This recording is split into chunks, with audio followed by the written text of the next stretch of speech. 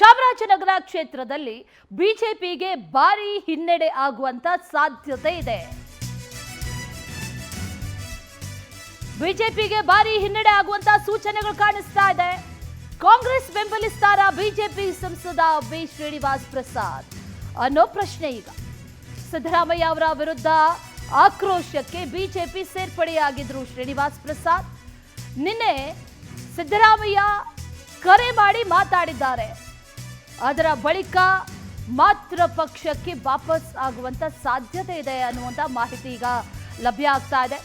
ಶ್ರೀನಿವಾಸ್ ಪ್ರಸಾದ್ ಬೆಂಬಲವನ್ನ ಗಿಟ್ಟಿಸೋದಕ್ಕೆ ಈಗ ಮಹದೇವಪ್ಪ ಮುಂದಾಗಿದ್ದಾರೆ, ಭೇಟಿಯಾಗಿದ್ದಾರೆ. ಈಗಾಗಲೇ ಸಚಿವ ಮಹದೇವಪ್ಪ ಪುತ್ರ ಸುನಿಲ್ ಬೋಸ್ಗೆ ಚಾಮರಾಜನಗರ ಟಿಕೆಟ್ ಸಿಕ್ಕಿದೆ, ಅಭ್ಯರ್ಥಿಯಾಗಿದ್ದಾರೆ. ಅಳಿಯ ಧೀರಜ್ ಪ್ರಸಾದ್ಗೆ ಬಿಜೆಪಿ ಟಿಕೆಟ್ ಬೇಡಿಕೆಯನ್ನ ಇಟ್ಟಿದ್ರು ಶ್ರೀನಿವಾಸ್ ಪ್ರಸಾದ್. ಬಿಜೆಪಿ ಟಿಕೆಟ್ ನೀಡಿಲ್ಲ, ಕೊನೆ ಪಕ್ಷ ಸೌಜನ್ಯಕ್ಕೂ ಕೂಡ ಮಾತಾಡಿಸಿಲ್ಲ ಅನ್ನುವಂತ ಆಕ್ರೋಶ ಈಗ ಶ್ರೀನಿವಾಸ್ ಪ್ರಸಾದ್ಗೆ ಇದೆ. ಹಾಗಾಗಿ ಶ್ರೀನಿವಾಸ್ ಪ್ರಸಾದ್ ಅಳಿಯ ಬೆಂಬಲಿಗರೆಲ್ಲರೂ ಕೂಡ ಕಾಂಗ್ರೆಸ್ ಸೇರ್ಪಡೆ ಹಾಗಾದ್ರೆ ಆಗ್ತಾರಾ ಅನ್ನುವಂತ ಪ್ರಶ್ನೆ. ಒಂದು ವೇಳೆ ಆ ರೀತಿ ಆಗಿದ್ದೇ ಆದಲ್ಲಿ ಖಂಡಿತವಾಗ್ಲೂ ಬಹಳ ದೊಡ್ಡ ಹಿನ್ನಡೆ ಬಿಜೆಪಿಗೆ. ವಿಚಾರಕ್ಕೆ ಸಂಬಂಧಪಟ್ಟಂತೆ ಮತ್ತಷ್ಟು ಡೀಟೇಲ್ಸ್ ಅನ್ನ ನೀಡ್ತಾ ಹೋಗ್ತಾರೆ ಪ್ರತಿನಿಧಿ ಸುರೇಶ್. ಗಮನಿಸ್ತಾ ಇದ್ದೀವಿ, ಇಲ್ಲಿ ಚಾಮರಾಜನಗರದಲ್ಲಿ ಗೆಲ್ಲೇಬೇಕು ಅನ್ನುವಂತ ಪಣವನ್ನ ತೊಟ್ಟಿದೆ ಕಾಂಗ್ರೆಸ್. ಆ ನಿಟ್ಟಿನಲ್ಲಿ ನಿನ್ನೆ ಮಹದೇವಪ್ಪ ಎಲ್ಲ ಭೇಟಿಯಾಗಿದ್ದು ಒಂದಷ್ಟು ಸೂಚನೆಗಳು ಅಂತ ಹೇಳ್ಬೋದು. ಏನೆಲ್ಲ ಬೆಳವಣಿಗೆಗಳು ಆಗ್ತಾ ಇದೆ, ಡೆವಲಪ್ಮೆಂಟ್ಸ್, ಶ್ರೀನಿವಾಸ್ ಪ್ರಸಾದ್ ಸೇರಿದಂತೆ ಇವರೆಲ್ಲರೂ ಕೂಡ ವಾಪಸ್ ಕಾಂಗ್ರೆಸ್ ಸೇರೋದು ಹಾಗಾದ್ರೆ ಫಿಕ್ಸಾ?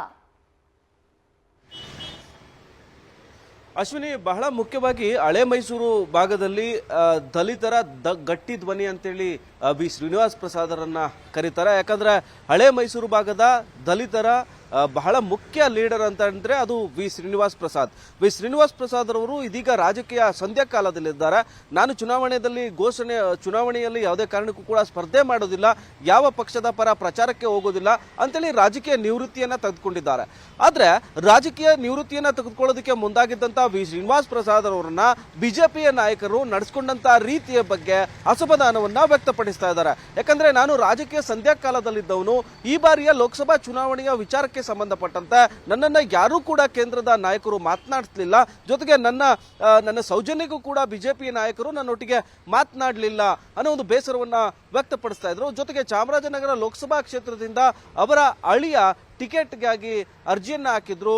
ಆದ್ರೆ ಅವ್ರಿಗೆ ಯಾವುದೇ ಕಾರಣಕ್ಕೂ ಟಿಕೆಟ್ ಕೊಡೋದಿಲ್ಲ ಅಂತೇಳಿ ಬಾಲರಾಜ್ ಅವರಿಗೆ ಬಿಜೆಪಿ ನಾಯಕರು ಟಿಕೆಟ್ ಅನ್ನ ಕೊಟ್ಟಿದ್ದಾರೆ. ಟಿಕೆಟ್ ಕೊಡುವ ವಿಚಾರಕ್ಕೂ ಕೂಡ ಸಿಟ್ಟಿಂಗ್ ಎಂಪಿ ಆಗಿರ್ತಕ್ಕಂಥ ವಿ ಶ್ರೀನಿವಾಸ್ ಪ್ರಸಾದ್ ಅವರನ್ನ ಯಾವುದೇ ಪ್ರತಿಕ್ರಿಯೆಯನ್ನ ಕೇಳಿಲ್ಲ, ಅವರ ಅಭಿಪ್ರಾಯವನ್ನು ಕೂಡ ಕೇಳಿಲ್ಲ. ಇದು ಕೂಡ ಶ್ರೀನಿವಾಸ್ ಪ್ರಸಾದ್ ಅವರಿಗೆ ಬೇಸರವನ್ನ ಮೂಡಿಸಿರ್ತಕ್ಕಂಥದ್ದು.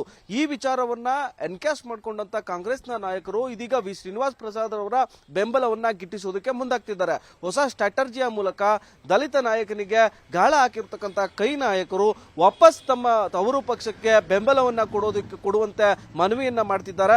ಯಾಕಂದ್ರೆ ಚಾಮರಾಜನಗರ ಲೋಕಸಭಾ ಕ್ಷೇತ್ರದಿಂದ ಕಳೆದ ಲೋಕಸಭಾ ಚುನಾವಣೆಯಲ್ಲಿ ಏನು ದಿವಂಗತ ಆರ್ ಧ್ರುವನಾರಾಯಣ್ ರವರನ್ನ ಅತಿ ಕಡಿಮೆ ಅಂತರದಿಂದ ಸೋಲಿಸುವ ಮೂಲಕ ಗೆಲುವನ್ನ ಸಾಧಿಸಿದ್ರು. ಮೈಸೂರಿನ ಉಸ್ತುವಾರಿ ಸಚಿವರಾಗಿದ್ರು. ಜೊತೆಗೆ ಮುಖ್ಯಮಂತ್ರಿ ಸಿದ್ದರಾಮಯ್ಯನವರು 2013ರಿಂದ 2018ರ ಅವಧಿಯಲ್ಲಿ ಅವರ ಸಂಪುಟದಲ್ಲಿ ಸಚಿವರಾಗಿದ್ರು. ಏಕಾಏಕಿ ಅವರನ್ನ ಕೆಳಗಿಳಿಸಿದಂತಹ ಪರಿಣಾಮ ಪಕ್ಷದ ವಿರುದ್ಧ ಆಕ್ರೋಶವನ್ನ ವ್ಯಕ್ತಪಡಿಸಿ ಸಿದ್ದರಾಮಯ್ಯ ಅವರ ವಿರುದ್ಧ ಕಿಡಿಯನ್ನ ಕಾರಿ ವಾಪಸ್ ನಾನು ಚುನಾವಣೆಗೆ ಹೋಗ್ತೇನೆ ಅಂತೇಳಿ ನಂಜನಗೂಡು ಬೈ ಎಲೆಕ್ಷನ್ ಅಲ್ಲಿ ಸೋತಿದ್ರು. ಕಾಂಗ್ರೆಸ್ನ ವಿರುದ್ಧ ಬಿಜೆಪಿಗೆ ಸೇರ್ಪಡೆಯಾಗಿ ಅದಾದ ಬಳಿಕ ಚಾಮರಾಜನಗರ ಲೋಕಸಭಾ ಕ್ಷೇತ್ರದಲ್ಲಿ ಗೆಲುವನ್ನ ಸಾಧಿಸಿದ್ರು. ಆದ್ರೆ ಈ ಎಲ್ಲೂ ಕೂಡ ನಾನು ಚುನಾವಣೆಗೆ ಸ್ಪರ್ಧೆ ಮಾಡೋದಿಲ್ಲ ಅಂತೇಳಿ ಹೇಳಿದ್ರು ಕೂಡ ಬಿಜೆಪಿಯ ನಾಯಕರು ನಡೆಸಿಕೊಂಡಂತ ರೀತಿಯ ಬಗ್ಗೆ ಅಸಮಾಧಾನ ವ್ಯಕ್ತವಾಗ್ತಾ ಇದೆ. ಹೀಗಾಗಿ ಅವರ ತಂಗಿಯ ಮಗ ಧೀರಜ್ ಪ್ರಸಾದ್ ಏನಿದ್ದಾರೆ ಅವರು ಕೂಡ ಕಾಂಗ್ರೆಸ್ ಸೇರ್ಪಡೆಯಾಗುವಂತ ಸಾಧ್ಯತೆ ಇದೆ.